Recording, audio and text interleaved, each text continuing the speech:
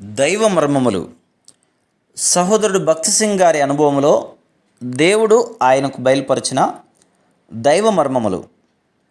మే 19.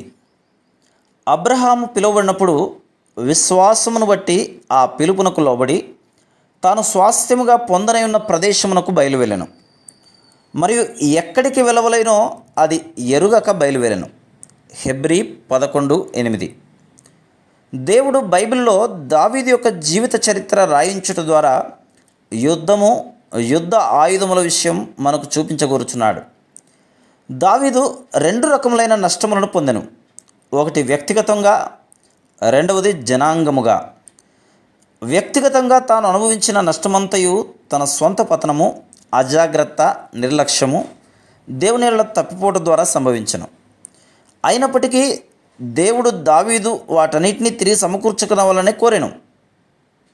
జనాంగముగా కూడా తాను తప్పిపోవడం ద్వారా కోల్పోయిన ప్రతి దానిని కూడా ఆ విధంగానే దావీదు సంపాదించుకునవలని దేవుడు కోరెను. దేవుడు తన ప్రజలైన ఇశ్రాయేలులకు ఇచ్చిన గొప్పదైన సారవంతమైన దేశమును గురించి మనం విని ఉన్నాం. అది ఆదికాండం 12వ అధ్యాయంలో ఆరంభమవుతుంది. కల్దీయుల ఊరు అను పట్టణమునకు సంబంధించిన అబ్రహాము అను ఒక వ్యక్తి ఉండెను.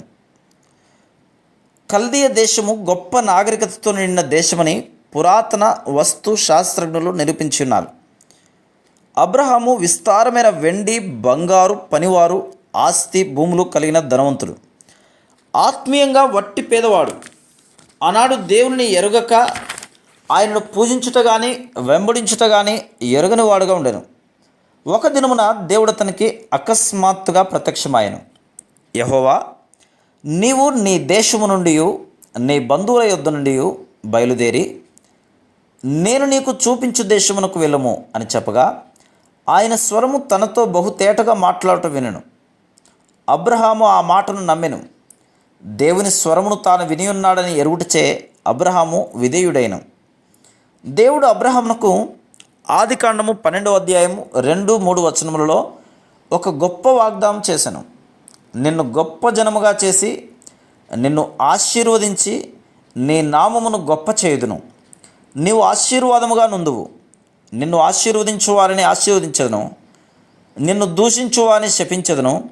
భూమి యొక్క సమస్త వంశములు నీ యందు ఆశీర్వదింపబడును. మనుష్యుడు దేవునికి విధేయుడైనప్పుడే దేవుడు అతన్ని దీవించును. Praise the lord.